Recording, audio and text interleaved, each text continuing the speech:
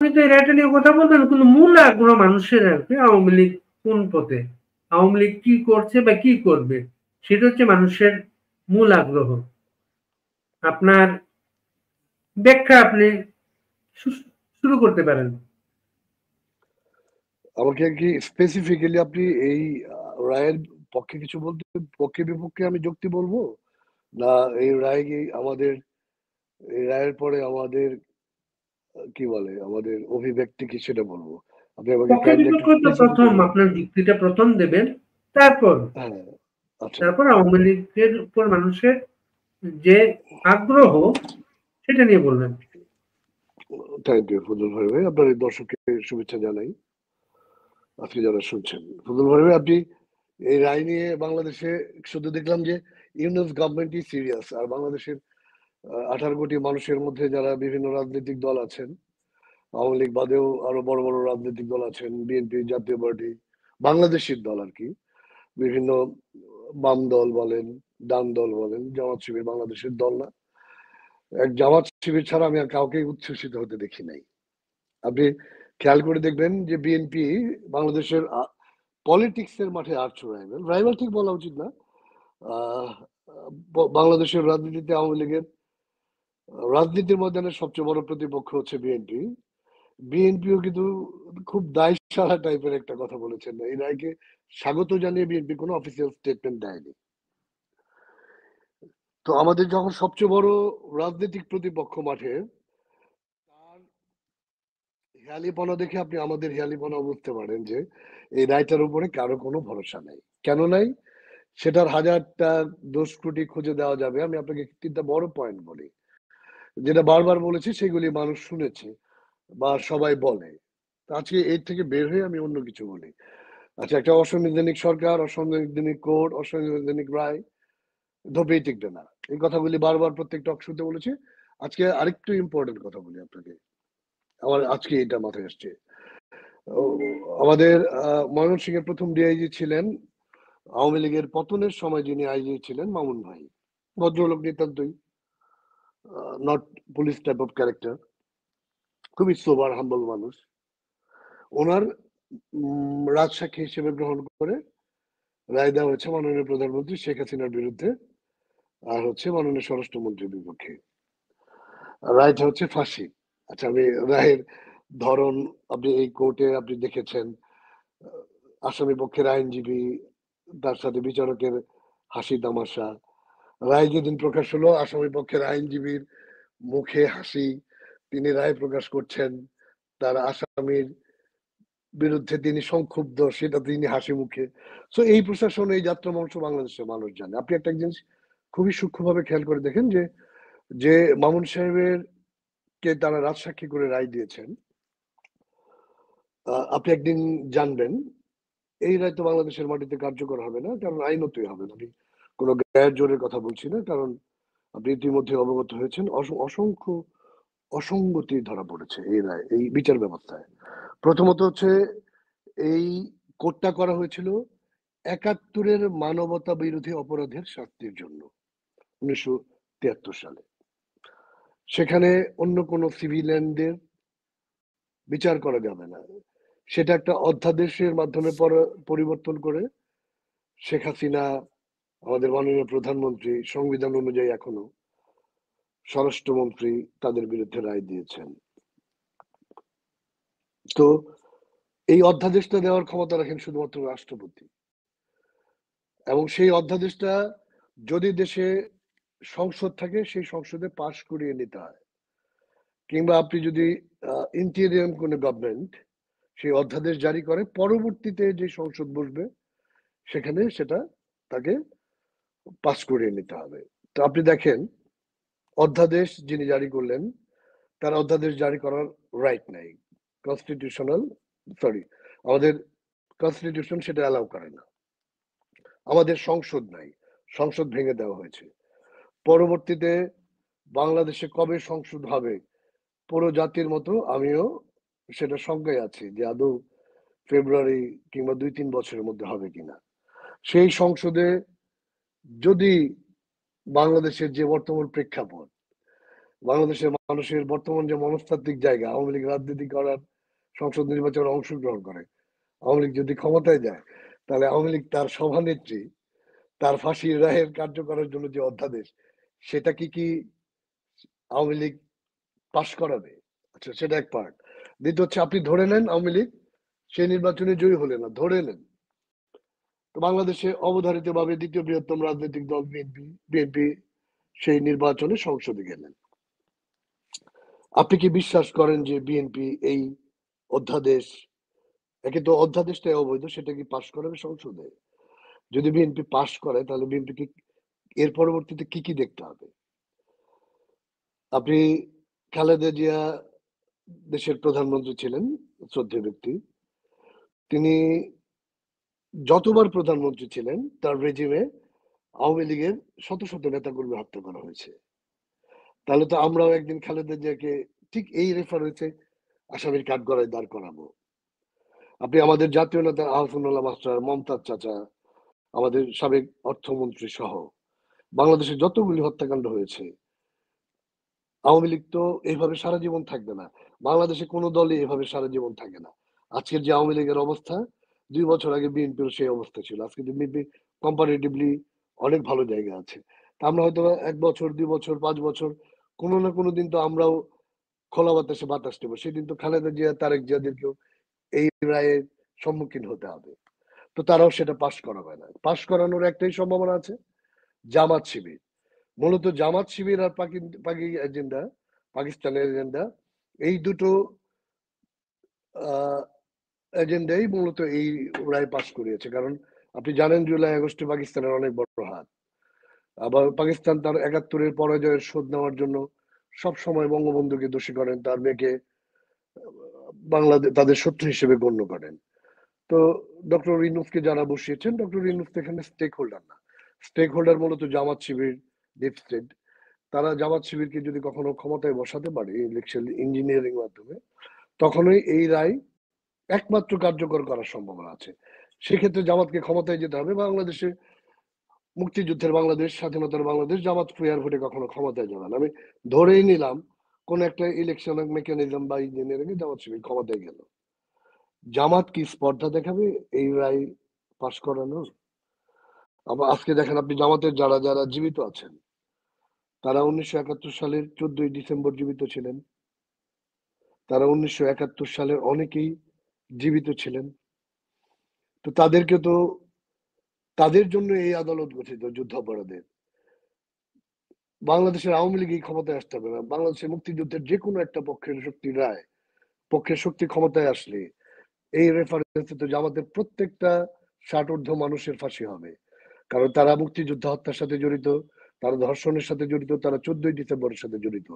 বাংলাদেশে বঙ্গবন্ধুর কন্যার ফাঁসির রায় কার্যকরের স্পর্ধা আসলে কারোরই দলই নাই। কারণ প্রত্যেক দলই ক্ষমতায় থাকাকালীন সময়ে তাদের হাতে রক্তের দাগ লেগে আছে। যার হাতে নেই, জামাত শিবির, তার হাতে 71-এ 30 লক্ষ শহীদের রক্তের দাগ লেগে আছে।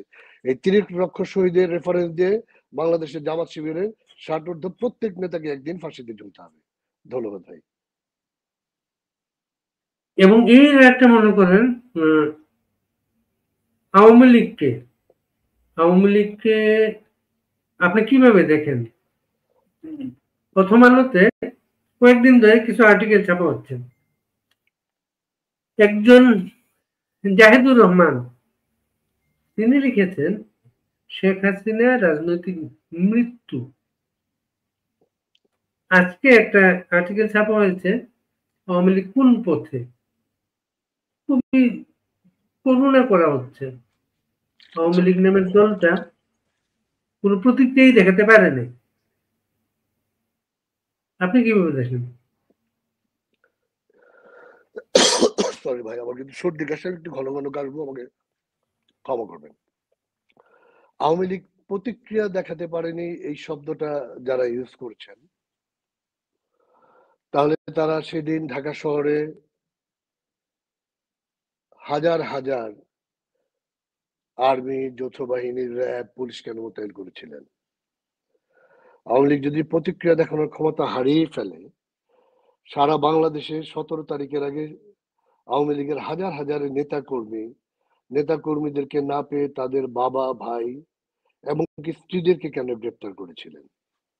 আপনি যেটা বলছেন যে তারা যেটা ধারণা করেছিল, তারা যেই টোপটা আওয়ামী লীগের জন্য ফেলেছিল, সেই টোপে আওয়ামী লীগ পা দেয়নি।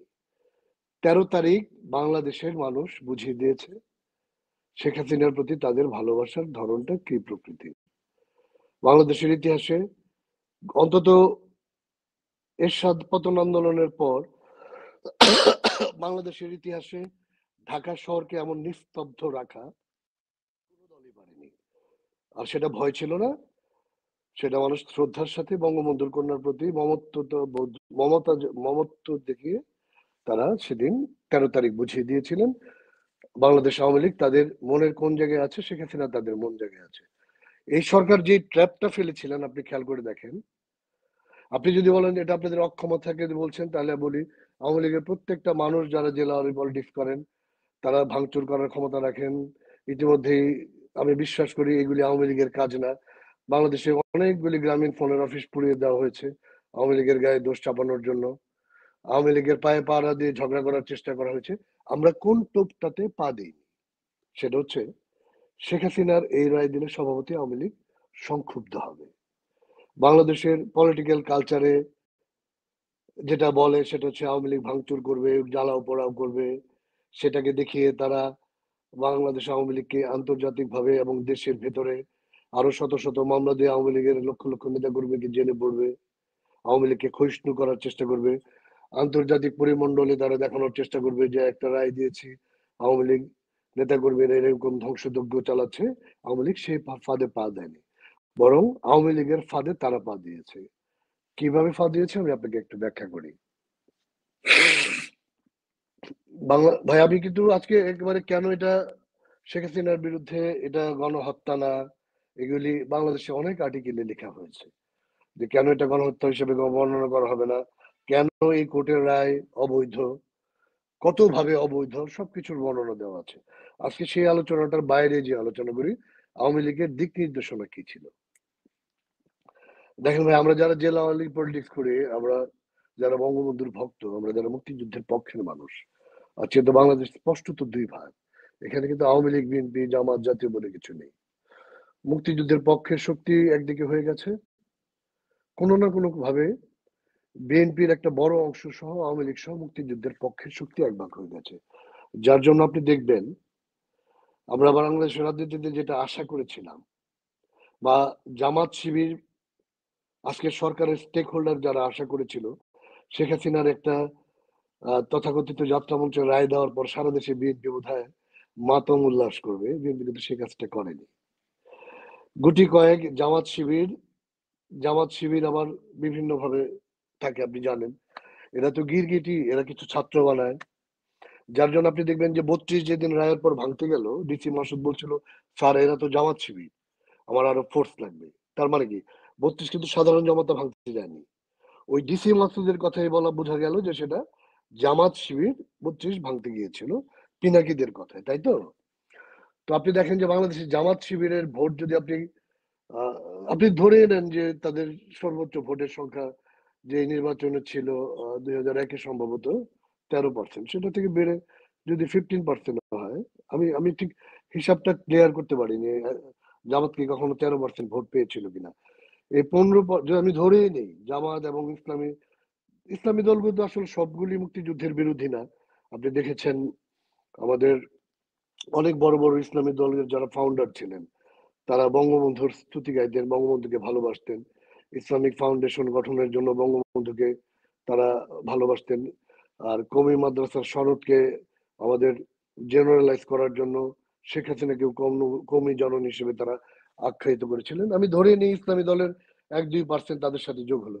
দেশের 15% মানুষ ছাড়া জামাত সহ তাদের সকল আদর্শের মানুষ, বাকি 85% মানুষ এই রায়কে প্রত্যাখ্যান করেছে। এই রায়কে প্রত্যাখ্যান করেছে, তারা তাদের জেস্টারে বুঝিয়ে দিয়েছে। বিএনপি, জাতীয় পার্টি সহ মুক্তিযুদ্ধের পক্ষে সকল দল।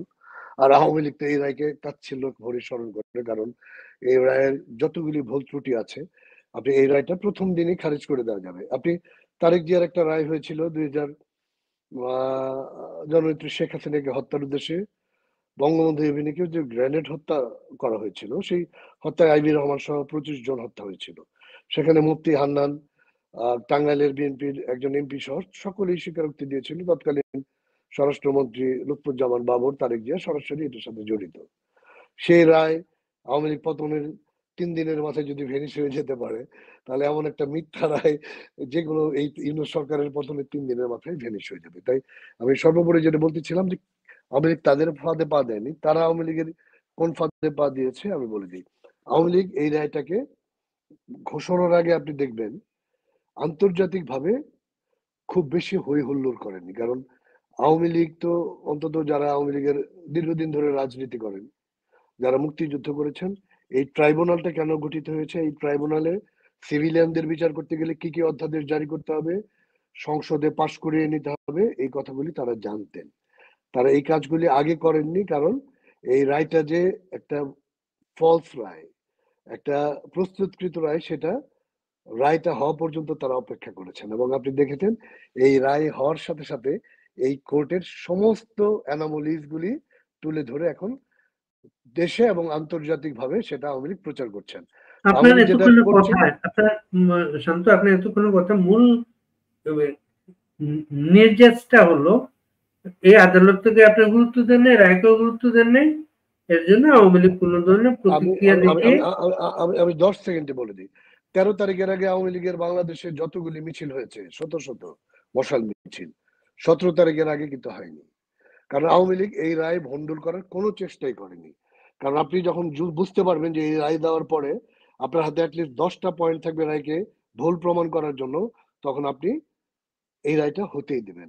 আওয়ামী লীগ সেই কাজটাই করেছে। এখন আন্তর্জাতিকভাবে এই রায়কে আমরা একটা ফেক, একটা প্রি মডিউল রায় হিসেবে প্রমাণ করবো, এবং সেটা অলরেডি প্রমাণিত হয়েছে। আর দেশ জ্বালাও পোড়ার যদি ব্যাপার হয়, সেটা যদি এই রায়ের অভিব্যক্তি হয়, তাহলে বাংলাদেশ আওয়ামী লীগ গণমানুষের দল, মানুষের জানমাল ক্ষতি করে আওয়ামী লীগ কিছু করবে না। কারণ আমরা জানি এই রায় শেখ হাসিনার কোনো ক্ষতি হবে না। ধন্যবাদ ভাই। তাহলে আপনার মূল টার্গেটটা কি করেছে? নির্বাচন, যে নির্বাচনে আপনাদের অংশগ্রহণের কোনো ধরনের সুযোগ রাখা হয় নাই, নিবন্ধন নাই, বলতে মার্কা থাকবে না, ব্যালটে মার্কাও থাকবে না। নির্বাচন প্রতিহত করাই কি তাহলে আপনার সামনের মূল এজেন্ডা? ফজল ভাই, আপনি একটা অসাংবিধানিক সরকার, এটা নিয়ে আপনার তো কোনো, আমি আজকে আপনাকেও কিছু কথা বলবো, কারণ আপনি একজন বিজ্ঞ সাংবাদিক। আপনি আমি একদম কৈশোর থেকে আপনার নাম শুনেছি, আমি জনকণ্ঠে আপনার আর্টিকেল গুলি দেখতাম। আপনি ওই সময় যেই সব লেখা লিখতেন আওয়ামী লীগ ক্ষমতায় থাকাকালীন সময় 96-এ, বাংলাদেশের কোন সাংবাদিক ওই সময় এইভাবে আওয়ামী লীগের সমালোচনা করার স্পর্ধা কিংবা সাহস, মানসিক জোর দেখায়নি। আজকে আমিও আপনাকে কিছু প্রশ্ন করব। এই নির্বাচনটা কল করবে কোন সরকার? ইউনূস সরকার তো। আপনি ইউনূস সরকারকে কি বৈধ মনে করেন? বাংলাদেশের সংবিধান অনুযায়ী কি এই সরকার গঠিত হয়েছে? বাংলাদেশে তো এরকম মনে করেন মার্শাল্লাহ গভর্নমেন্টও ইলেকশন করেছে, পরে গিয়ে পার্লামেন্টে গিয়ে এগুলো ইয়ে করা হয় সেটা। হ্যাঁ, তাহলে ইউনূস সরকারের পার্লামেন্টের লেজিমেট, এই সরকারকে অ্যাপ্রুভাল কে দেবে? যারা জয়ী হবে তো, তাই তো? বাংলাদেশের রাজনীতির, ভোটের রাজনীতিতে আওয়ামী লীগ বা বিএনপি, এই দুই দলের বাইরে বা এদের জোটের বাইরে কারো রাজনৈতিক ভাবে ক্ষমতায় যাওয়ার কোন রকমের সম্ভাবনা থাকে? আচ্ছা, আমি আপনাকে বলে দেই, আগামী নির্বাচনে যে ভোটটা হবে সেই সেইভাবে ভোটে আপনি চিন্তা করেন, এটা যেটা হয়, যেটা যেমন আমি আজকে আপনার আমি কথাটা, দেখলাম ওই যে গণ অধিকার পরিষদের গণ অধিকার পরিষদের রাশেদ রাশেদ একটা বক্তৃতায় বলেছে আওয়ামী লীগের কেউ যাতে স্বতন্ত্র ইলেকশন করতে না পারে। সারাক্ষণ ভয় হচ্ছে আওয়ামী লীগের কেউ যদি ইলেকশন করে ফেলে তাহলে পাবলিক মানে ভোট দিয়ে দিবে তাদের। ফজল ভাই, আমি আসলে তাহলে আইনের মার পেছে না যে বাংলাদেশের রাজনীতির মোটা দাগেই কথা বলি। আপনি ধরে নিলেন সরকার অসাংবিধানিক, এই সরকার যে ভোট দেবে সেটাই অসাংবিধানিক, তারপরও বাংলাদেশের মানুষ সেটাতে ধরলাম, পার্টিসিপেট করলো।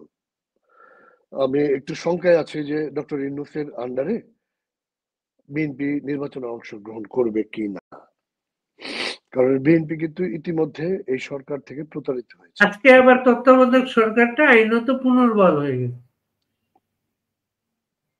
তাহলে যদি তত্ত্বাবধায়ক সরকার যদি পুনর্বল হয়, তাহলে তো আপনাকে তত্ত্বাবধায়ক সরকারে ফিরে যেতে হবে, তাই তো? আবার আবার যারা তত্ত্বাবধায়ক সরকারের জন্য কাজ করলো তারা বলেছে তত্ত্বাবধায়ক সরকার আসবে আগামী 5 বছর পর। এই ইলেকশনটা হবে এদের অধীনে, 5 বছর পরে তত্ত্বাবধায়কটা আসবে সেটা। আচ্ছা, এখন আমি সবকিছু বাদ দিয়ে আইনের কথা বাদ দিই। আইনের কথা বলতে গেলে আমাদের অনেক সূক্ষ্ম কথাবার্তার অবতারণা করতে হবে। আমি একদম দর্শকদের জন্য মোটা দাগে কথা বলি। আমি ব্যক্তিগতভাবে বিশ্বাস করি এই সরকার আসার 17 মাস হয়েছে, প্রায় 16 মাস। বিএনপিকে, খালেদা জিয়া বিএনপির গুড ফেস বা বিএনপির ভোটের ফেস, উনি এখনো বেঁচে আছেন। বাট বিএনপিকে রান করানো হচ্ছে তারেক জিয়া। আজকে 17 মাসে তারেক জিয়া বাংলাদেশে আসতে পারেনি। আওয়ামী লীগ তো ক্ষমতায় নাই, কে বাধা দিচ্ছে? এই সরকার। আচ্ছা, আপনি ঢাকা ইউনিভার্সিটি সহ যেই সকল ইউনিভার্সিটিগুলিতে ছাত্র সংসদ হয়ে গেল, সেই ইউনিভার্সিটিগুলিতে সারা বাংলাদেশের মানুষের সন্তানরাই অংশগ্রহণ করে, শুধু ঢাকার না। আপনি বিএনপি সুনির্দিষ্ট প্রমাণ পাওয়ার পরও সেই নির্বাচনে তাদের পরাজয়গুলি কারচুপি হয়েছে জানার পরও শব্দ করেনি, শুধুমাত্র এই ভোটটার জন্য। জাতীয় সংসদে ভোট হলে তারা ক্ষমতায় যাবে। এতদিন পর জামাত শিবিরের কার্যক্রম, রাষ্ট্র যেভাবে জামাতকে প্যাট্রন করছে, মোবিলাইজ করছে, রাষ্ট্র তার সমস্ত অর্গান জামাতের পেছনে কাজ করাচ্ছে, যে জামাতের ভোটের সংখ্যা বাংলাদেশে এত মিনিমাম। বিএনপি কি এখন এই সরকারকে আস্থায় নিয়ে নির্বাচনে যাওয়ার সাহস রাখে? আপনি বিএনপির কোন নেতাকে কি একটু কাইন্ডলি জিজ্ঞেস করবেন? আরেকটা জিনিস, বিএনপির ভোটের রাজনীতিতে খালেদা জিয়া ফেস থাকবে, বাট যদি এই ভোট হয় তাহলে তারেক জিয়াকে ফাংশনাল হতে হবে ভোটের ফিল্ডে। তো চাঁদ মামা তো চাঁদের দেশে বসে আছে। চাঁদ মামা কেন বললাম? ওই যে আমরা বলি না, আয় আয় চাঁদ মামা চিমটি দিয়ে যা রে, তো চাঁদ মামা আমাদেরকে চিমটি দিতে এখনো আসে না। তো চাঁদ মামা যে আসেন না, সেটা নিশ্চয়ই তাকে বাধা দিচ্ছে এই সরকার বা এই সরকারের স্টেক হোল্ডাররা কেউ। তো তারেক জিয়া যদি নির্বাচনের আগ পর্যন্ত না আসেন, যদি ফেব্রুয়ারিতে এই সরকার তার কমিটমেন্ট রক্ষা করে ফেব্রুয়ারিতে নির্বাচন দেয়, তাহলে বাই ডিসেম্বর তাকে তফসিল ঘোষণা করতে হবে। তো it's almost the end of the November. আপনি তারেক জিয়া কবে আসবেন? তো তারেক জিয়া যদি বাংলাদেশে আসতে না পারেন, বিএনপি কি নির্বাচনে অংশগ্রহণ করবে এই লন্ডনের স্কাইপি থেকে? বলেছে মোদ্দা তফসিল কথা, ঘোষণার পরে আসবে সে। সেটা তো তারেক জিয়ার যদি সেই মোরাল কারেজ থাকতো, সেক্ষেত্রে সরি, সেটা ওই যে আবার ঈদের পরের দিন থেকে আন্দোলন হয়ে গেল বিএনপির, যেটা ট্রেডমার্ক আন্দোলন। ঈদের পর থেকে আন্দোলন যাব। তারেক জিয়া যদি সেই মোরাল কারেজ থাকতেন, উনি যদি রাজনীতিবিদ হিসেবে ভীষণ সাহসী থাকতেন, তাহলে তো যেদিন হেলিকপ্টারে শেখ হাসিনা উঠছেন সেদিনই তার লন্ডনে থেকে ঢাকাগামী বিমানে ওঠার কথা। উনি যদি সেদিন চলে আসতেন, আজকে বিএনপির এই দুরবস্থা তো হয় না।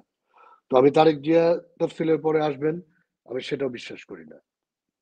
কারণ বিএনপির ইতিমধ্যে বিএনপির হাইকমান্ড বলেছেন তারেক জিয়া বাংলাদেশে তার জীবন সংখ্যায় তাকে হত্যা করা হতে পারে। আওয়ামী লীগ ক্ষমতায় নাই, তাহলে তারেক জিয়ার পলিটিক্যালি মাঠের ভোটের রাজনীতিতে যারা রাইভাল, তারাই আজকে ক্ষমতা নেই, তাহলে তারেক জিয়াকে কে হত্যা করবে? নিশ্চয়ই তারা এটা না বুঝে কথাটা বলেনি। আমি বিশ্বাস করি তারেক জিয়া তখন বাংলাদেশে আসবেন যদি বাংলাদেশে কোনো নির্বাচন হয়, সেই নির্বাচনে যদি বিএনপি 151টা সিট পায়, তখনই আসবেন। তো বিএনপিকে 151টা সিট পেতে হলে এখন নির্বাচন পর্যন্ত অপেক্ষা করতে হবে। তাদের আজকে যে অবস্থা 16 মাসে, তাদের দল 151টা সিট পাওয়ার মতো ক্ষমতা রাখে বলে আমি বিশ্বাস করি না। 151টা সিট পাইলে তারেক জিয়া না পেলে তারেক জিয়া বাংলাদেশে আসবে না। তারেক জিয়ার আসা অনিশ্চিত, এবং তারেক জিয়ার না আসাতে বিএনপি নির্বাচনে অংশগ্রহণ করাটাও অনিশ্চিত।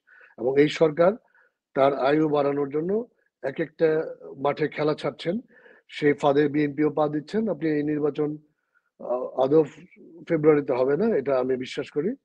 তো এক একটা মোলা ঝোলাবেন বিএনপির উপরে, সেই মোলা খেতে খেতে বিএনপি দেখবে যে তার রাজনৈতিক জনপ্রিয়তা ঠেকতে ঠেকতে এমন তলানিতে গিয়েছে, হয়তো বা ফেয়ার ভোটেও আওয়ামী লীগ অংশগ্রহণ করতে না পারলে বিএনপি প্রধান বিরোধী দল হিসেবে বসে থাকবে।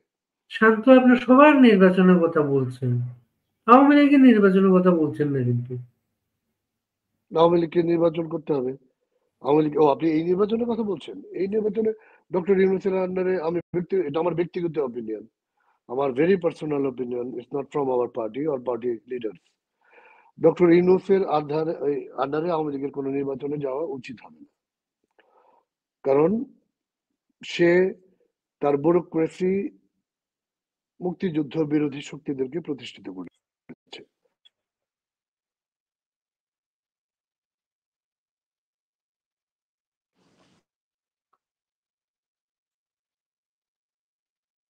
সংযুক্ত এমন কোনো সমস্যা হয়েছে না? সরি, শোনা যাচ্ছে ভাই? মাঝখানে একটা ফোন আসছিল। আমি আপনাকে শুনতে কেটে ঢুকবো ভাই? আমি শুনতেছি আপনার। আচ্ছা, একটু কেটে ঢুকি, একটা সেকেন্ড।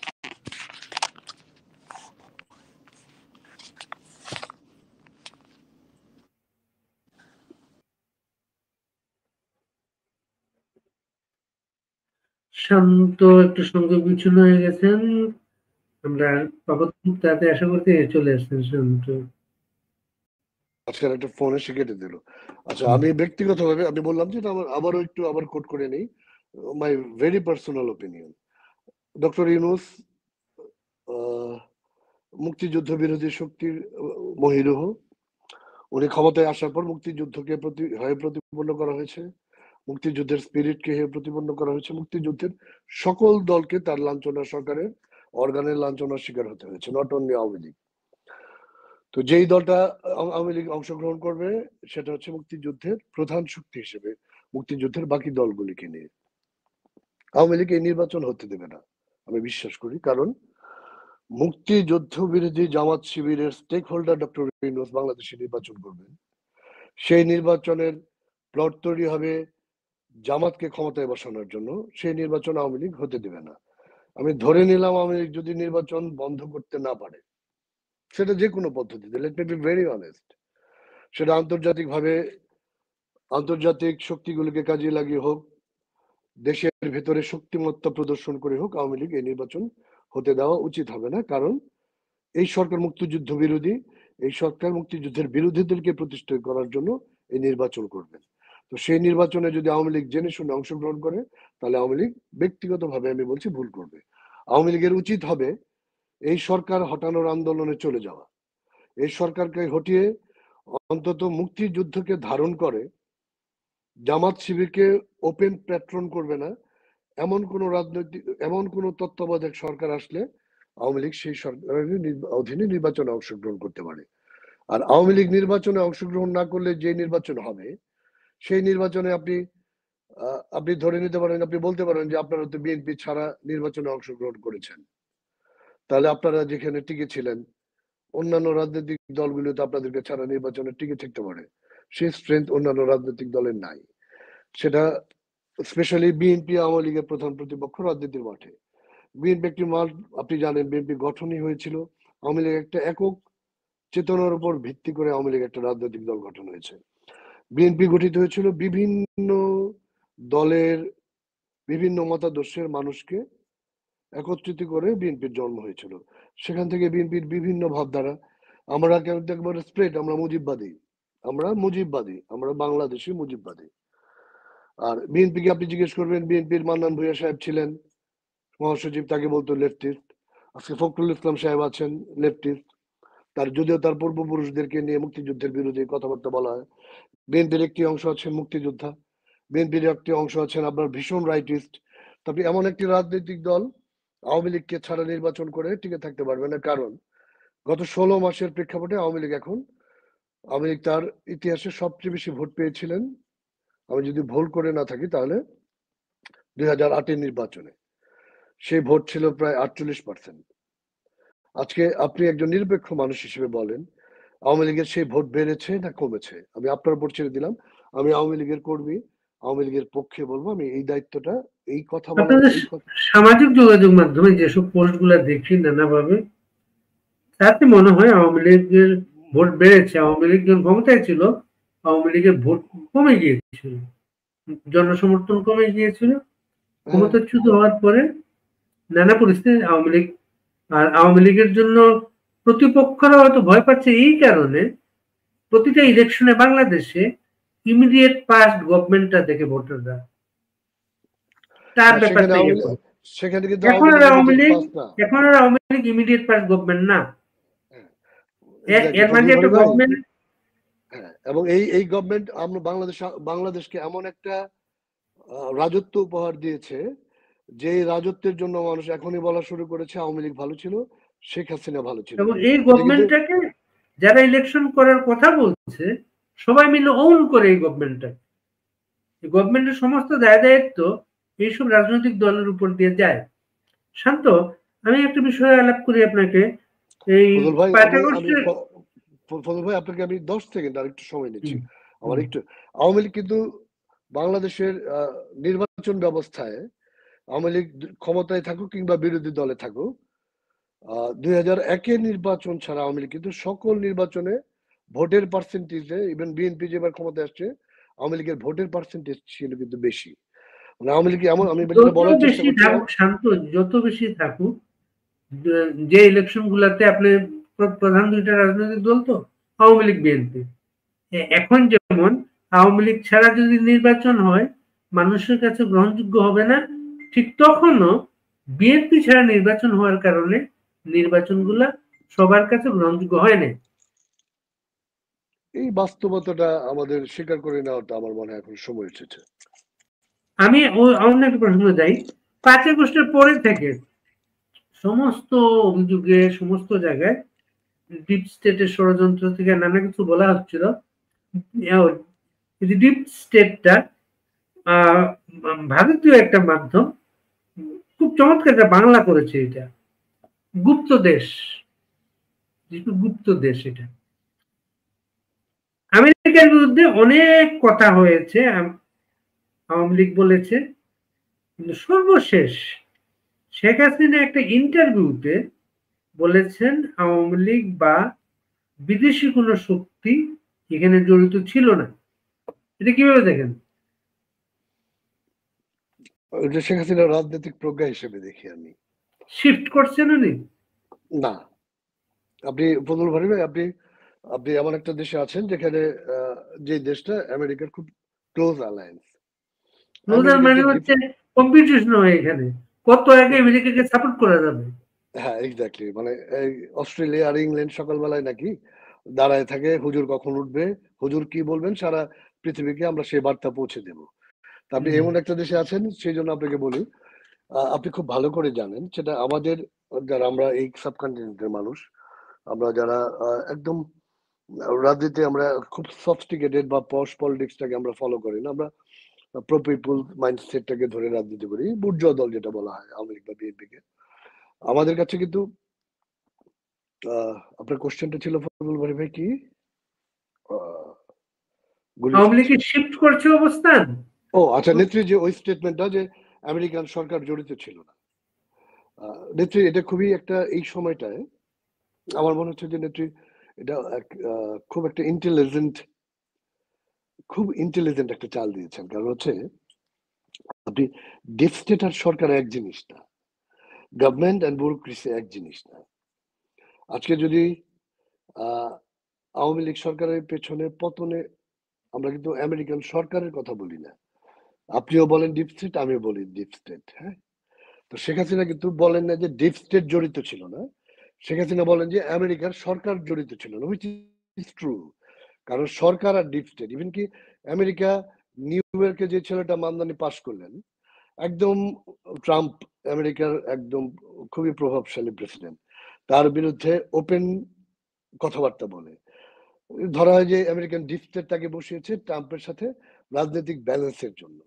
তো ডিপ স্টেটের কাজ আর সরকারের কাজ এক না। শেখ হাসিনা যেটা করেছেন সেটা এই মুহূর্তে বাংলাদেশ আওয়ামী লীগ বাংলাদেশের জন্য ভালো কাজ করেছেন। কারণ আওয়ামী লীগ তো কোনো না কোনো ভাবে আমরা বিশ্বর যারা মডেল তাদের সাথে ব্যালেন্স করে এই সাবকন্টিনেন্টাল পলিটিক্সকে, নেত্রী 16 বছর ক্ষমতায় ছিলেন, সবার সাথেই ব্যালেন্স করতে হয়েছে তাকে। ব্যালেন্স মানে পাওয়ার ব্যালেন্স না, বাট স্টেক হোল্ডার, এটা স্টেক হোল্ডারও বলা উচিত না, জিওগ্রাফিক্যালি সবাইকে ব্যালেন্স করে তাকে সরকারে থাকতে হয়েছে তার দেশের উন্নতির জন্য। সেখানে আপনি ভারতকে, চায়নাকে দ্যাট টাইম চায়না আর ভারত হচ্ছে আর্চ রাইভাল, আবার এদিক দিয়ে রাশিয়া আমেরিকা, সবকিছু ব্যালেন্স করে চলতে হয়েছে আমাদের। যেহেতু আমেরিকার সাথে একটা গ্যাপ তৈরি হয়েছে এই 5ই আগস্টকে কেন্দ্র করে। দেখেন, রাশিয়া হচ্ছে আওয়ামী লীগের বাংলাদেশের অকৃত্রিম বন্ধু, ভারত বাংলাদেশের অকৃত্রিম বন্ধু। এরা, আমরা আমাদের জেনারেশনকে আমরা যাই শিখাই, যেভাবে আমরা ভারত বিদ্বেষে গড়ে তুলি, ইতিহাস কিন্তু ভারতকে কখনো আমাদের বন্ধুর বাইরে কিছু বলবে না।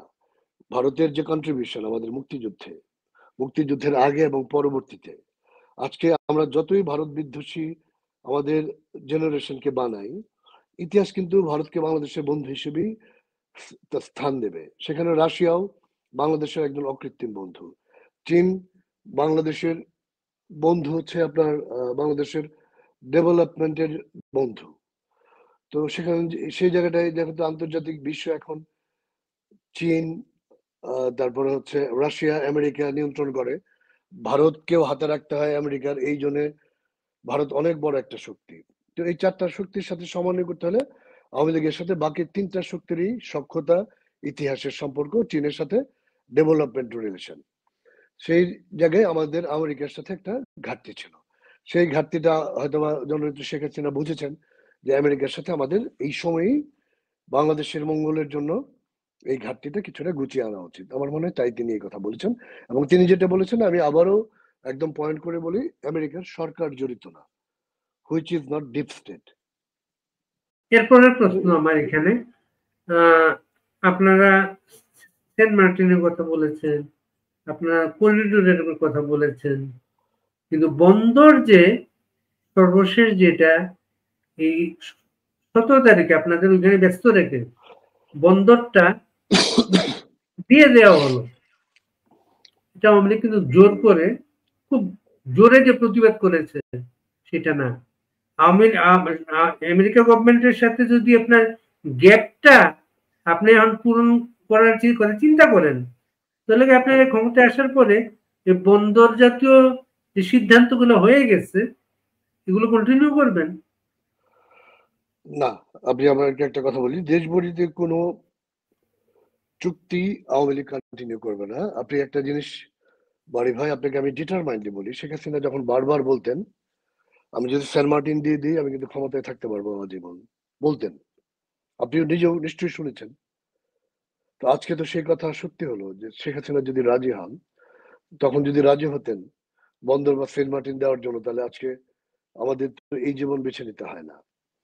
শেখ হাসিনা তখনও যেমন কম্প্রোমাইজ করেন নাই, যদি কম্প্রোমাইজ করা, উনি কিন্তু বারবার বলছেন যে আমি সেন্ট মার্টিন দিয়ে দিলে কিন্তু আমি ক্ষমতায় থাকতে পারবো, আমি যে কোনো সময় ক্ষমতাহীন হতে পারি।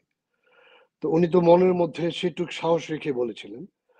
তো উনি, আপনি যেটা বলার চেষ্টা করছেন যে আমেরিকাকে ছাড় না দিয়ে কি আপনি আর ক্ষমতায় থাকতে পারবেন, দেয়ার আর লটস অফ ওয়ে। আপনি আমাকে আমার দেশের সার্বভৌমত্ব কেন বিকিয়ে দিতে হবে? আমি আমেরিকাকে, এটা হচ্ছে ভাই, এই যুগ হচ্ছে আপনার ব্যবসার যুগ। আপনি আমেরিকা সিরিয়াতে, আফগানিস্তানে, ইরাকে একটা প্রক্সি ওয়ার দিয়ে ধ্বংস করে তেল নিয়ে নিচ্ছে টাকার জন্য। আপনি যদি আমেরিকাকে টাকা নেওয়ার সুযোগ দেন বাংলাদেশ থেকে, আপনি আমেরিকা বঙ্গোপসাগরে আপনি সেন্ট মার্টিন ছেড়ে দেবে, আমাদের বন্দর ছেড়ে দেবে। আপনি আপনি তাকে শুধু তেলকূপ গুলি দিয়ে দেন, তেলকূপ খনন করে সে বাংলাদেশকে একটা পার্সেন্টেজ দিয়ে তেল নিয়ে নেবে, ছেড়ে দেবে।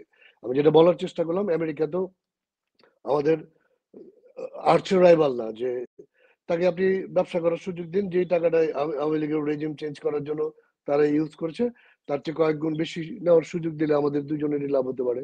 কারণ বঙ্গোপসাগরে তেল তোলার মতো সক্ষমতা আমাদের এখনো হয়নি, সেটা কাউকে না কাউকে তো দিতে হবে। সেখানে আমরা একটা কম্প্রোমাইজ করলাম, সেটা সেন্ট মার্টিন দিয়ে আমাদের সার্বভৌমত্ব হারিয়ে দিয়ে করতে হবে তা তো না।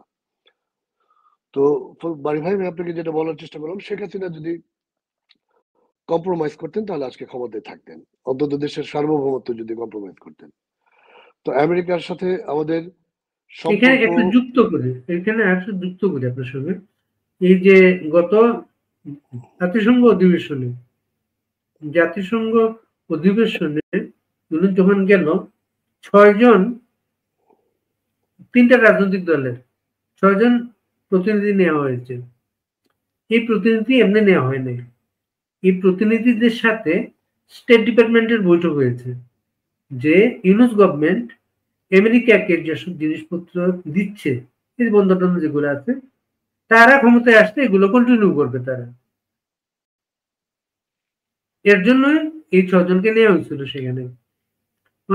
যারা প্রতিশ্রুতিবদ্ধ এগুলো কন্টিনিউ করবে, তাদেরকে বাদ দিয়ে তারা আওয়ামী লীগকে বেছে নেবে কেন? আওয়ামী লীগকে ক্ষমতায়,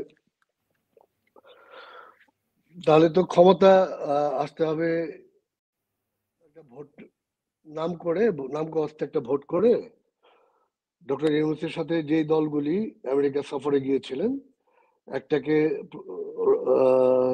রোলিং পার্টি বানাতে হবে, ক্ষমতাসীন দল, আর বাকি দুইটাকে বিরোধী দল বানাতে হবে। আমেরিকা তো তার স্বার্থে, তার মাঝে কোনো নীতি নৈতিকতা নেই। সারা পৃথিবীতে তার স্বার্থ যেখানে হাসিল হয়, সেটাই তার কাছে নীতি নৈতিকতা।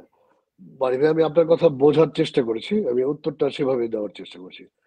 আমেরিকা চেয়েছে তার যে জিনিসগুলি বাংলাদেশে লাগবে, ডক্টর ইউনূস, মোটা দাগে বলে দিই, ডক্টর ইউনূস বিএনপির মহাসচিব, জামাতের আমির সম্ভবত, এবং এনসিপি বাংলাদেশে কোনো রাজনৈতিক দল, ওকে ধরতে মানে আমি আল্লাহ মাফ করুক অহংকার না, ওকে ধরে আনার দরকার নেই। আমাদের যে কোনো একটা কনস্টিটিউশনের ভোট ওদের সারা দেশে এখনো হয়নি, ইনশাল্লাহ।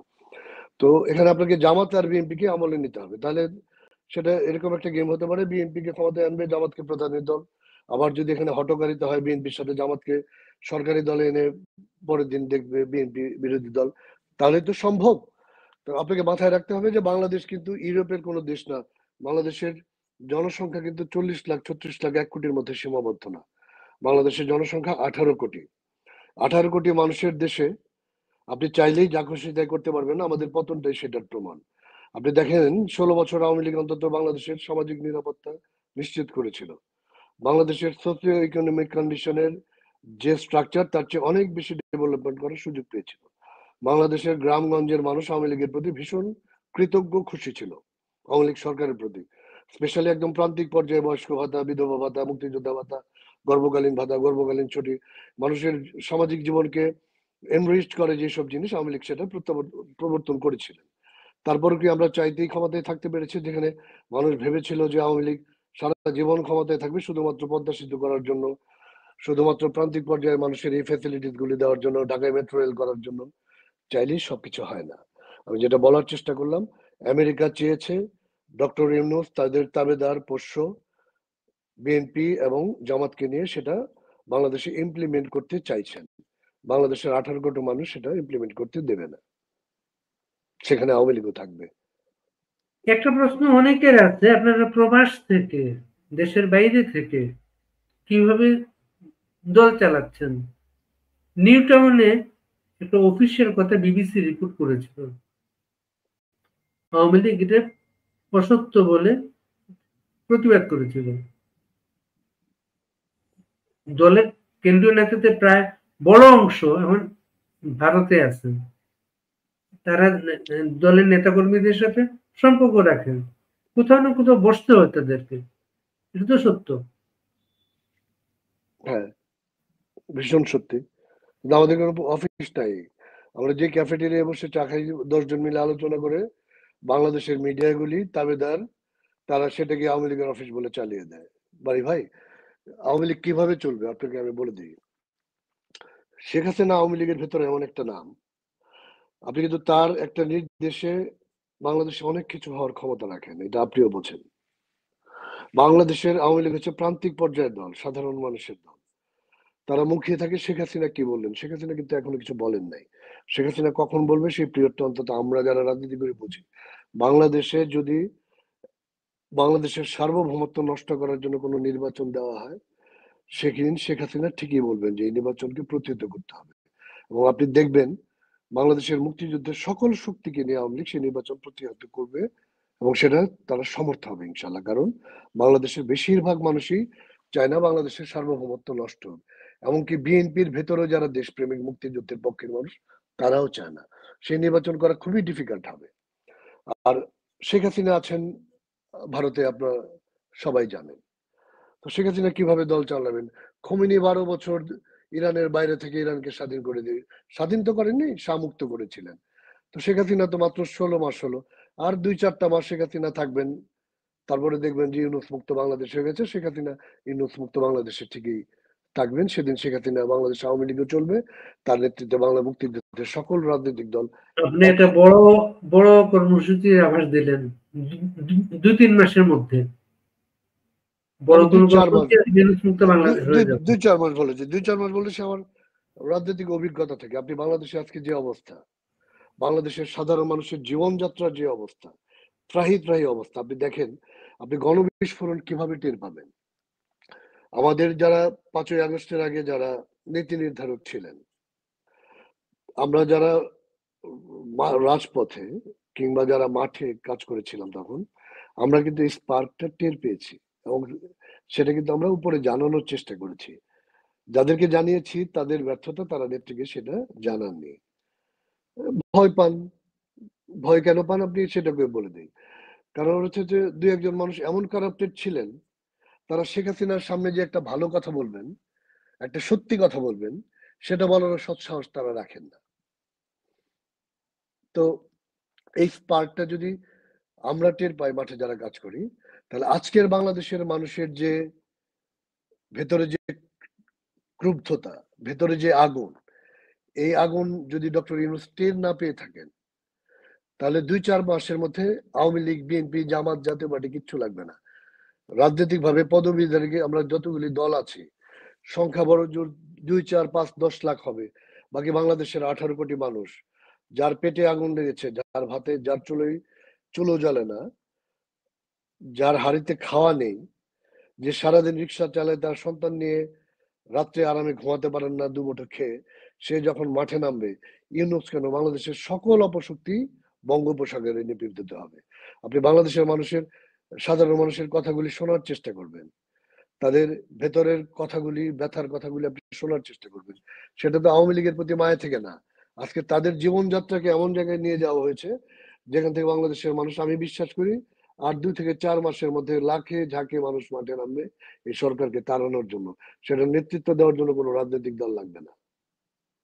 আজকে যখন আপনার এই প্রোগ্রামে ঘোষণা দেয়, তখন আমাকে একজন জানাচ্ছিলেন যে সাম্প্রতিক যে মিছিল আন্দোলন যেগুলো হচ্ছে, ময়মনসিংহে নাকি একটু বেশি হচ্ছে আপনার কারণে, সত্য? না না না, এটা এটা সত্যি না। ময়মনসিংহের মানুষ আওয়ামী লীগকে ভালোবাসে, বঙ্গবন্ধুকে ভালোবাসে। বঙ্গবন্ধু, শেখ হাসিনা নিজেও বলেন, আমার দ্বিতীয় গোপালগঞ্জ ময়মনসিংহ। তো সেটা আসলে আমার কারণে আমি আমি বিশ্বাস করি না। সেটা বঙ্গবন্ধুর প্রতি ভালোবাসা থেকে, শেখ হাসিনার প্রতি ভালোবাসা থেকে। আর যদি কোনো কারণ থেকে থাকে লোকাল কোনো কিছু, সেটা প্রিন্সিপাল মতিয়ার রহমানের প্রতি ভালোবাসা থেকে। আমি মানুষের সেই জায়গায় যেতে পারিনি বলে। আওয়ামী লীগের প্রতি ভালোবাসা থেকেই কি আজকে ময়মনসিংহে একটা বাড়িতে আগুন লেগেছে? হ্যাঁ, এটা আমি বিশ্বাস করি। আমি খুব অনেস্টলি বলি ভাই, আমি আমি এই আগুন লাগার ব্যাপারে কিছু জানি না। আপনি আমাকে যদি বলেন যে ভাই এই ঘটনা কে করছেন, আমি অনেকগুলি ঘটনা বলতে পারবো যে কে করছেন। সেটা হয়তো আপনি আমাকে বিব্রতকর অবস্থায় ফেলবেন না। কিন্তু এই ঘটনা তো যে করলো, যে মেয়েটা, আমি ওর সম্বন্ধে আসলে জানিও না এইভাবে। কালকে জানতে পারলাম বা পরশু জানতে পারলাম ফেসবুকের কর্নারে তার বাড়ি ময়মনসিংহ। আর তার কথার ফ্লুয়েন্সি আমাদের ময়মনসিংহের ভাষার মতো না। যাক, সে আপগ্রেডেড হয়েছে। সে আমাদের ময়মনসিংহের ক্যারেক্টারের বাইরে যেতে পেরেছে। সে ফ্লুয়েন্টলি ইংলিশ বলতে পারে। Very thankful to him, sorry, thankful to her. But say 32 number ভাঙতে গিয়েছে। 32 নাম্বার ভাঙার নেতৃত্ব দিয়েছে। আমি তাকে, ছোট বোন আমাদের, বয়স কম, রক্ত গরম থাকে, তো তাকে আমি রিকোয়েস্ট করবো, তুমি তোমার মার কাছ থেকে শিক্ষা নাও। তোমার মা মুক্তিযুদ্ধ দেখেছেন কিংবা মুক্তিযুদ্ধের স্পিরিটের সাথে একমত। তোমার মা যিনি, তাকে আমি ব্যক্তিগতভাবে চিনি, আমি তাকে শ্রদ্ধা করি। তো সবসময় তো বাবার ঘরের তার প্রকৃত সন্তানটা জন্ম হয় না। কারণ ইয়াজিদের বাবা ছিলেন হচ্ছে নবী করিম সাল্লাল্লাহু আলাইহি সাল্লামের অন্যতম বিশ্বস্ত সাহাবা। তার ছেলে নবী করিম সাল্লাল্লাহু আলাইহি সাল্লামের 2 নাতিনকে, এক নাতিকে হত্যা করেছে জবে করে। তো এই মেয়েটার নাম সিফাত বা রিফাত, আমি ক্লিয়ার নামটা রিকল করতে পারছি না। তার মা রাফিয়া, জিন্নাত, রাফিয়া। রাফিয়া বা রিফাত, তার মা জিন্নাত আন্টিকে আমি চিনি, বঙ্গবন্ধুর আদর্শের মানুষ, বঙ্গবন্ধুকে শ্রদ্ধা করেন। মিডিয়াতে যেটা এসছে 15ই আগস্টে তার মা বঙ্গবন্ধুকে শ্রদ্ধা জানাচ্ছেন, যেটাকে ডিফেন্ড করার চেষ্টা করছেন জামাত শিবির যে এটা তো বাধ্যতামূলক করা হয়েছিল। আচ্ছা, সেটা আমি অন্য অঞ্চলের মানুষ হলে ভাবতাম যে 15ই আগস্ট বঙ্গবন্ধুকে শ্রদ্ধা জানানো বাধ্য করা হয়েছিল রাষ্ট্রের পক্ষ থেকে, কিন্তু আমি ব্যক্তিগতভাবে তাকে চিনি, তিনি বঙ্গবন্ধুর কঠিন অনুসারী, বঙ্গবন্ধুকে ভীষণ ভালোবাসেন। এখন তার মেয়ে ঢাকা শহরে যে কাদের পাল্লায় পড়লেন, কাদের দ্বারা মুক্তিযুদ্ধের বিরোধী শক্তির দ্বারা ইনজেক্ট হলেন, আমি বলতে পারবো না। আমি রাফিয়াকে অনুরোধ করবো তোমার মার কাছ থেকে ইতিহাসের শিক্ষা নাও, আর কখনো আন্দোলনের রাফিয়ার প্রতি আমার একটা অনুরোধ থাকবে, রাফিয়ার সাথে যারা 32 নম্বর ভাঙতে যাও তাদেরকে আমি বলি, আওয়ামী লীগ এমন একটা রাজনৈতিক দল, সে প্রতিশোধ নেয় না, তার হয়ে প্রকৃতি প্রতিশোধ নিয়ে দেয়। মুজাহিদ নিজামীরা 2006 পর্যন্ত কল্পনা করে নাই তাদের এই বাংলাদেশে ফাঁসি হবে। আল্লাহ রাব্বুল আলামিন তাদেরকে সেই ফাঁসি দেওয়ার সুযোগ দিয়েছেন, বাংলাদেশকে কলঙ্ক মুক্ত হওয়ার সুযোগ দিয়েছেন 71-এ। তো তোমাদেরকে অনুরোধ করবো, আজকে যারা ভীষণ হুজুগে আছো, তারা আওয়ামী লীগের ধরন, প্রকৃতি এবং সৃষ্টিকর্তা আওয়ামী লীগকে কিভাবে সহযোগিতা করে ইতিহাসটা ঘেটে জানো, তাহলে তোমাদের ভবিষ্যতে বিপদে পড়তে হবে না, তোমাদের বাড়ি ঘরকে পুড়তে হবে না। এই বিষয়টা অবশ্য যুদ্ধপদ্ধতির বিচার, যেটা এই আন্দোলনের সঙ্গে বহু বছর ধরে ছিলাম, আমরা আন্দোলনটা করতাম, বিচার চাইতাম, ফাঁসি চাইতাম, কিন্তু তো হবে আমরা বিশ্বাস টিশ্বাস করতাম না। আমরা তো হয়েছে আওয়ামী লীগের কারণে, বিশেষ করে শেখ হাসিনার কারণে, এটা সত্য। সেটা ঐতিহাসিক ভাবে এটা বাংলাদেশের একটা বড় অর্জন। আচ্ছা, আমি আরেকটা জানতে চাই, যেটা আন্দোলনের কর্মসূচি বা কৌশল নির্ধারণের জন্য আগামীকালকে স্বরাষ্ট্রমন্ত্রী আসাদুজ্জামান কামাল একটা বৈঠক ডেকেছেন, আপনি কি দাওয়াত পেয়েছেন সেখানে? এটা মিথ্যা কথা, মিথ্যা তথ্য। আমি আপনাকে যদি পুরো কমপ্লিট কথা বলিনি আপনাকে। আওয়ামী লীগের আমরা যেমন আমাদের সমবয়সী আমরা যারা এমপি আছি, তো আমরা তো আর মুরব্বীদের সাথে সবসময় আড্ডা দিই না, আমরা নিজেরা বন্ধু বান্ধব বসে কোনো একটা ক্যাফেটেরিয়ায়, ওইটাই নিউজ হয়ে যায়।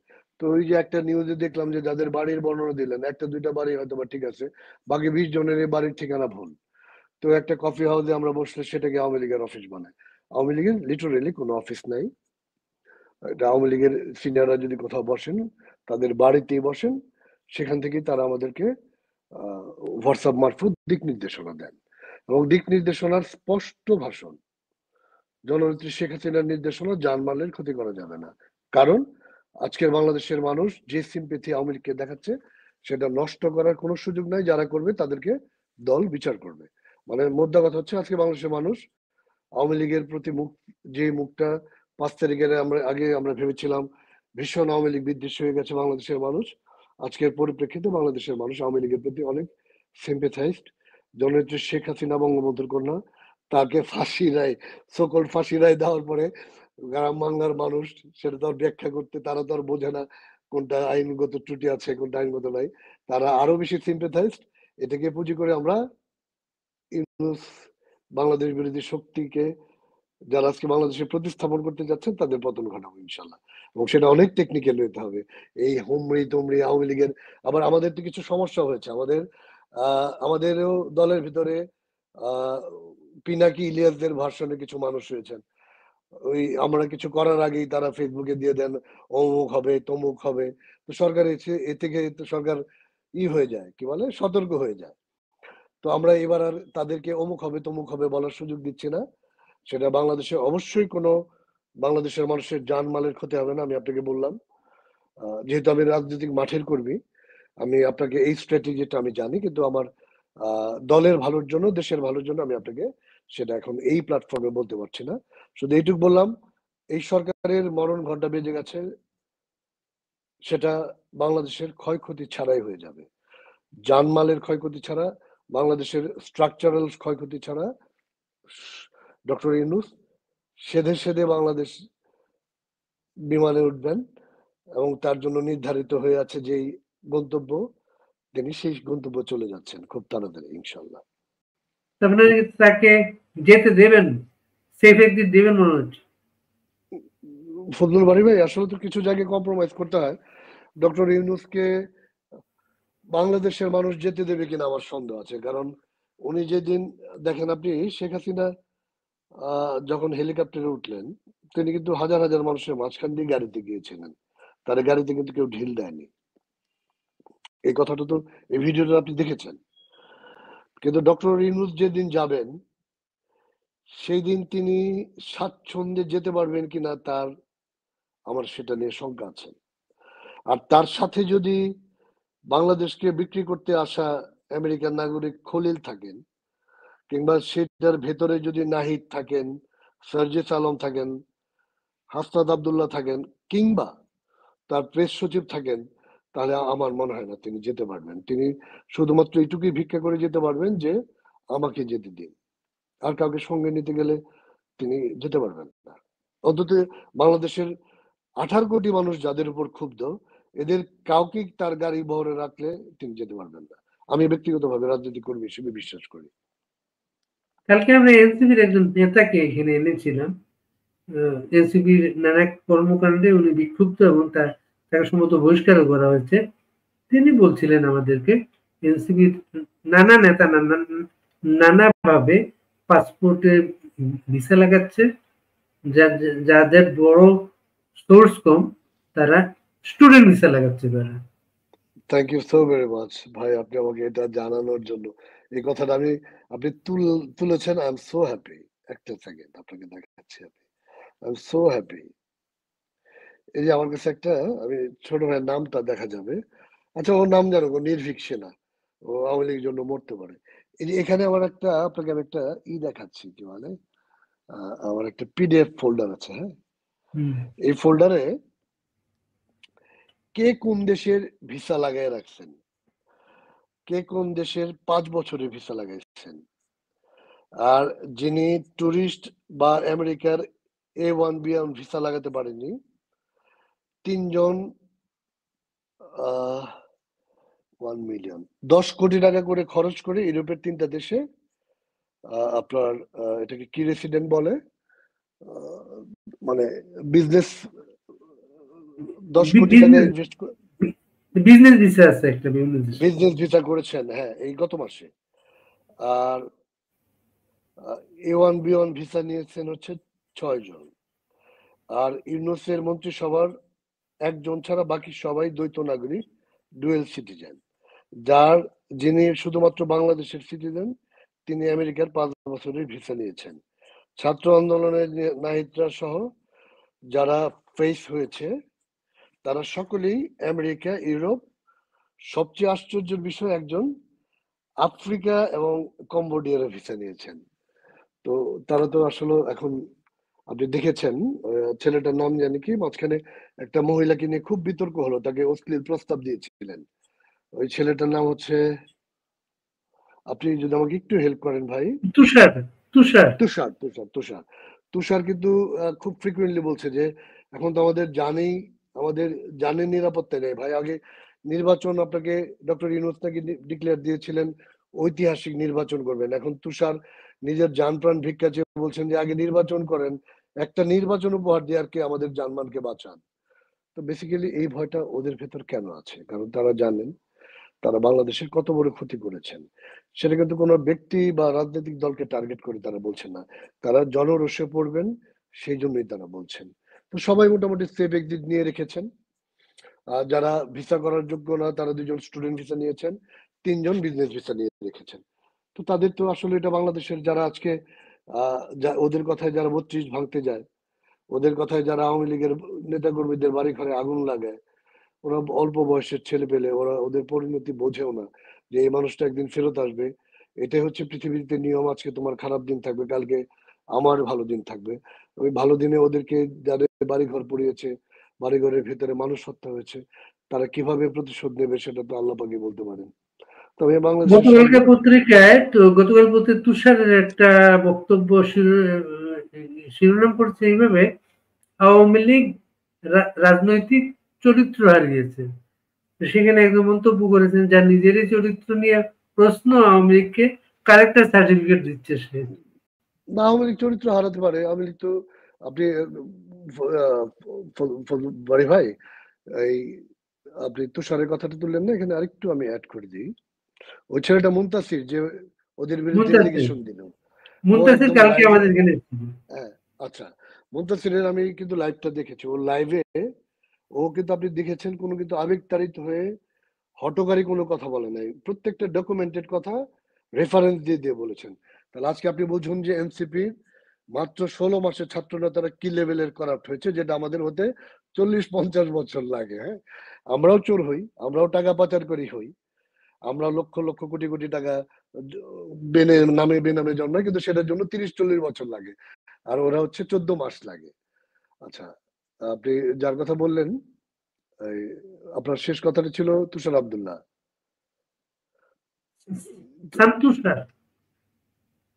কি আপনি আমাকে শেষ কোশ্চেনে কি করেছিলেন ভাই? সরি, আপনার মুখের কথা নিয়ে এখন আমি নিজেই ভুলে গেছি। ওই যে আওয়ামী লীগকে ক্যারেক্টার সার্টিফিকেট দিচ্ছে। ও, ক্যারেক্টার। আওয়ামী লীগ তো ক্যারেক্টার চেঞ্জ করতেই পারে, কারণ ক্যারেক্টার হচ্ছে পৃথিবীতে সেই সবচেয়ে স্মার্ট যে সময়ের সাথে সাথে নিজেকে বদলাতে পারে।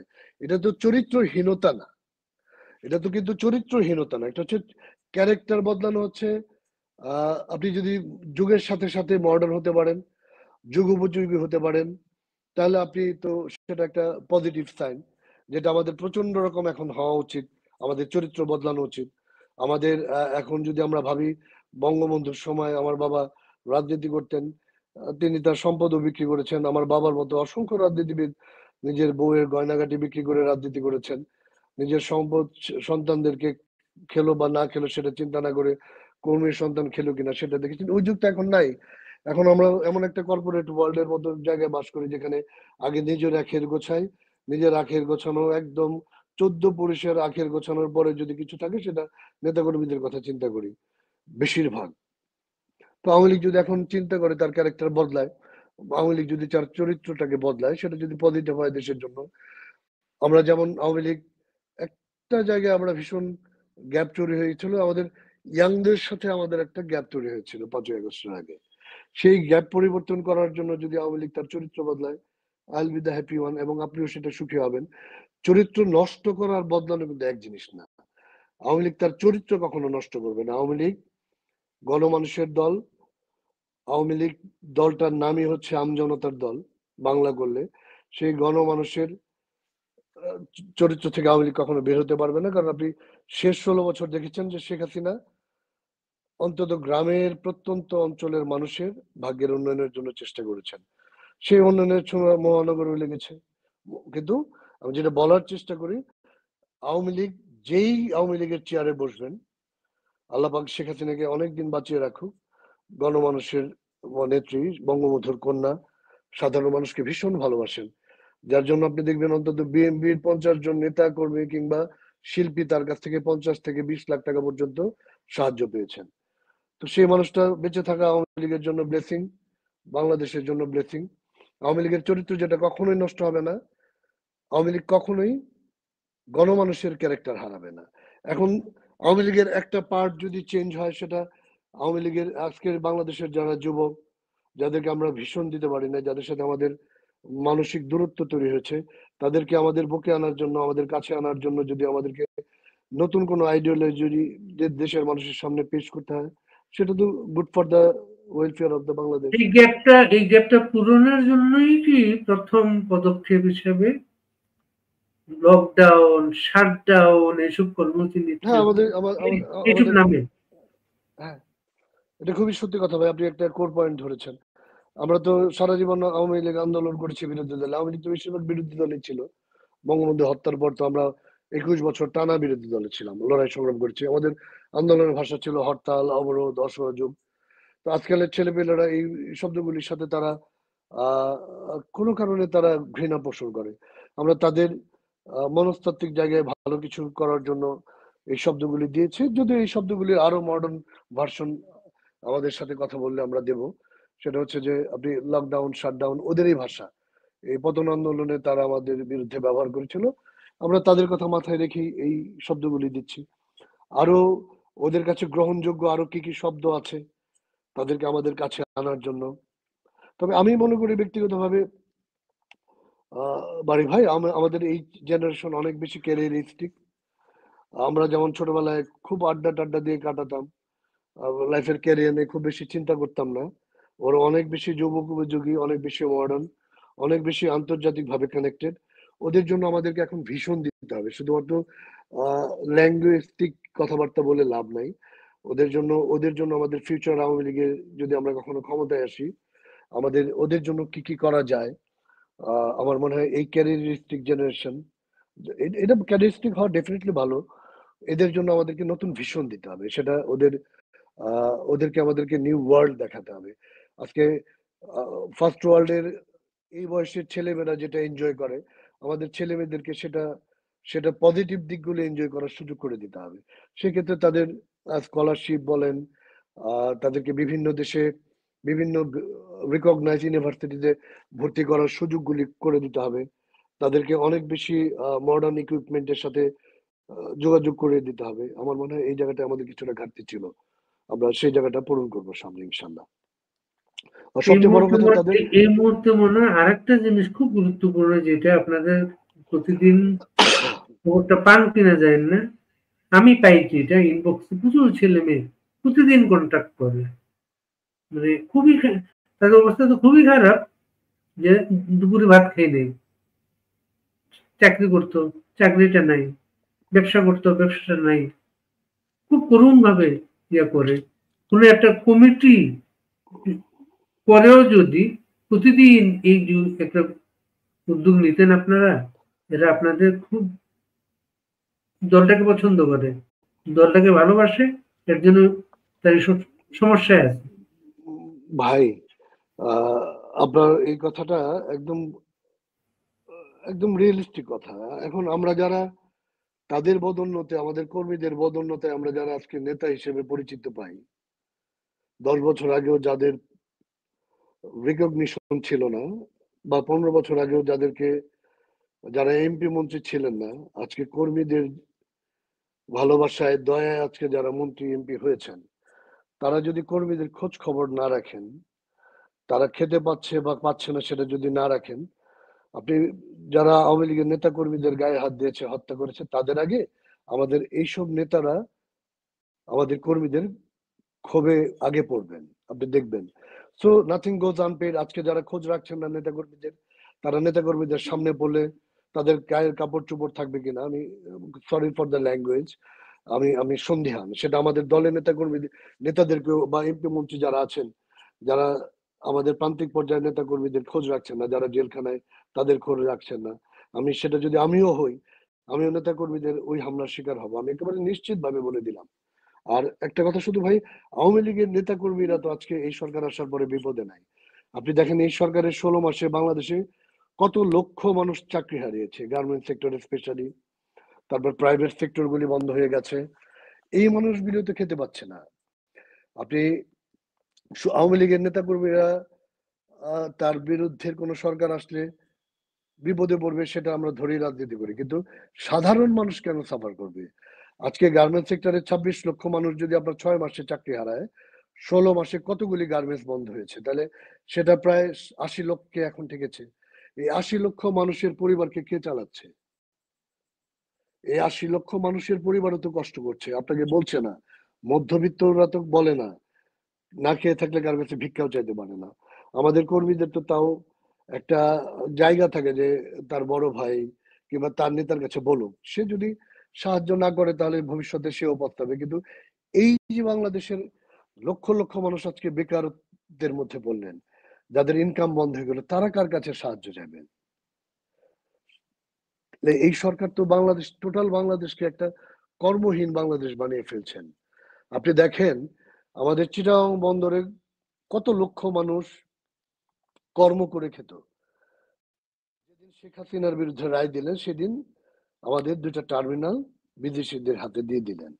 আচ্ছা, এখন ধরে নেই আন্তর্জাতিক ভাবে এটা খুব বেশি ঘৃণার কাজ না, কিন্তু আমি কিন্তু সত্যি কথা বলি ভাই, এটা হয়। আপনি যখন গ্লোবালাইজেশনের যুগে আপনি অনেক বেশি আপনার বন্দর আপনি দিতেই পারেন, কিন্তু সেটা কি আপনার বাংলাদেশের জন্য লাভজনক হলো? আপনি তো পৃথিবীতে যারা বন্দর ব্যবহার করার সুযোগ দেয়, তারা দেশের বেনিফিটটা আগে দেখে। এই বন্দর থেকে তার দেশ কি পাবে সেটা আগে দেখে। আপনি দেখেন এই বাংলাদেশে যে বন্দরটা আজকে আমাদের গোপনে শেখ হাসিনার বিচারের রায় করে দেওয়া হলো, আমাদের ডক্টর আব্দুল নূর তোষার